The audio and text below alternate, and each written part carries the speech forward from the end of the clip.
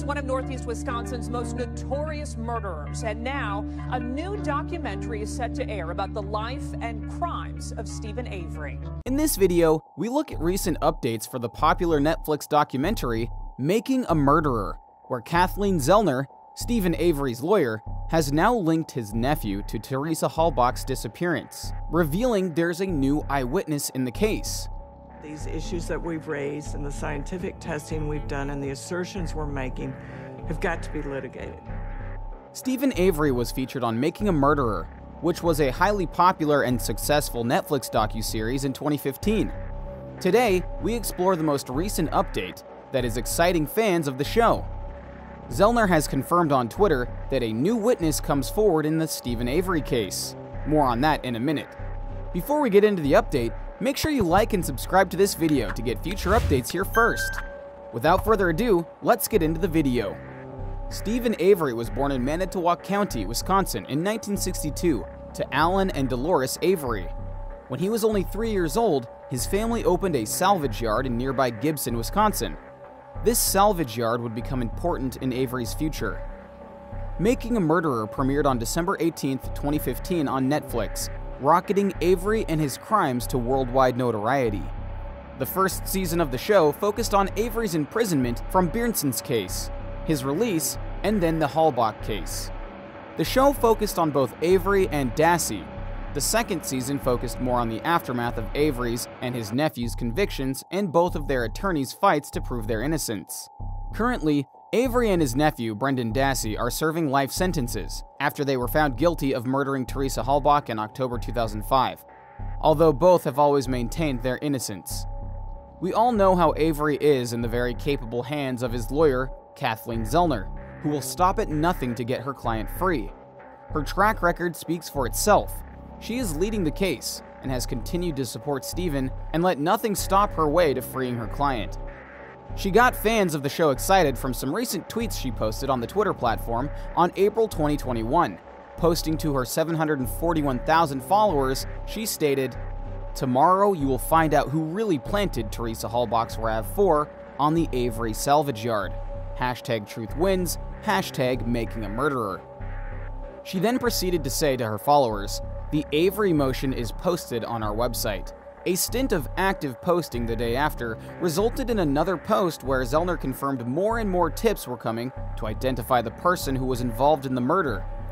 Tips are coming in re the identity of the second person: long beard, 6 feet, big frame, at Making a Murderer. "I have one goal, and that's to overturn the conviction of Steven Avery," she expressed in the program. You might not be aware, but in September 2019, Zellner and her team offered a $100,000 reward for any information leading to the arrest and conviction of the real killer of Teresa Halbach. Since then, they've had many people come forward, but nothing material has come out of it. That is until now, where we'll discuss the latest update, and you will want to know more.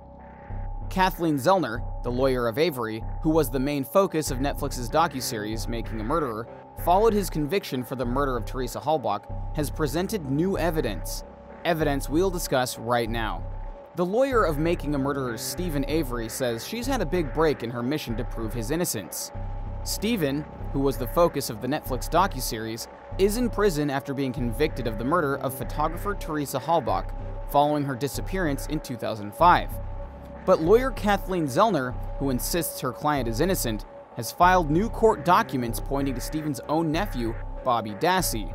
The documents, filed on Monday and published on her website, claim a delivery driver has come forward with new evidence about the case.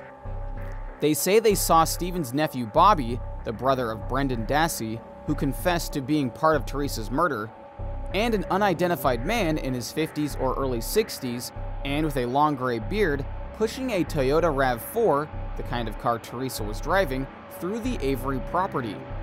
The witness claims he saw this in the early hours of November 5, 2005, which was a number of days after Teresa disappeared. Zellner has asked for the case to be sent back to court for new proceedings on the back of this new testimony. The first series of Making a Murderer focused on Steven's release from prison years after he was found innocent of the rape he was convicted of. He won a huge money payout, only to be sent down again shortly afterwards for the murder of Teresa. The second series saw Miss Zellner take on the case in an attempt to prove his innocence. Steven has always maintained he had nothing to do with Teresa's death. Fans of the show are certainly divided on whether he truly is innocent, but Zellner certainly backs this claim and is continuing to fight for the evidence to prove it. He's now fighting for a retrial with Miss Zellner's help. Both he and his lawyer have made it clear that they believe he was framed for the murder after suing police for his wrongful conviction. The new court documents filed by Miss Zellner say that a newspaper delivery driver named Thomas Sowinski was delivering papers to the Avery salvage yard on November 5, 2005, when he claims he saw a shirtless Bobby Dassey and an unidentified man suspiciously pushing a dark blue RAV4 down Avery Road towards the junkyard. He says that the car's lights were not on. The documents go on. When Mr. Sowinski reached the RAV4, Bobby attempted to step in front of his car to block him from leaving the property. Mr. Sowinski swerved into a shallow ditch to escape Bobby and exit the property. It's stated that Mr. Sowinski later learned that Teresa's car was found on the property and realized the significance of what he had seen. But that when he contacted the Manitowoc Sheriff's Office, he was told, "We already know who did it." Bobby has always denied any involvement in Teresa's death. In the document, Sowinski claimed, "Bobby Dassey looked me in the eye, and I could tell he was not happy to see me there. I knew that Bobby Dassey and the older individual were doing something creepy." In the absence of the suppressed evidence presented in Mr. Sowinski's affidavit, Mr. Avery did not receive a fair trial, according to the document. Avery's attorneys are now requesting the Wisconsin Court of Appeals District 2 to stay the appeal and have the case sent back to the circuit court so their client can pursue a supplemental post-conviction motion in connection to Mr. Avery's discovery of previously suppressed evidence by the state. Zellner took to Twitter again to thank the supporters and those providing tips to ultimately set Steven free. Zellner stated, "To all the Steven Avery supporters, thank you for all the tips on the accomplice. We should have him identified very quickly. #TruthWins, #MakingAMurderer." Zellner's spurt of daily tweets really is encouraging for those who believe Avery should be free.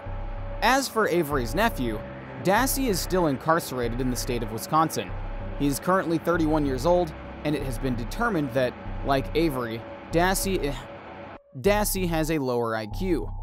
Dassey is also working to fight his conviction and prove his innocence, but as of right now, Dassey's only chance of parole comes in 2048, when he will be nearly 60 years old, for a crime he allegedly committed when he was only 16 years old.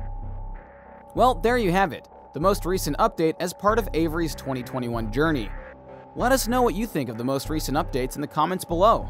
Can you believe Zellner has found new evidence that might actually have Avery's case appealed again?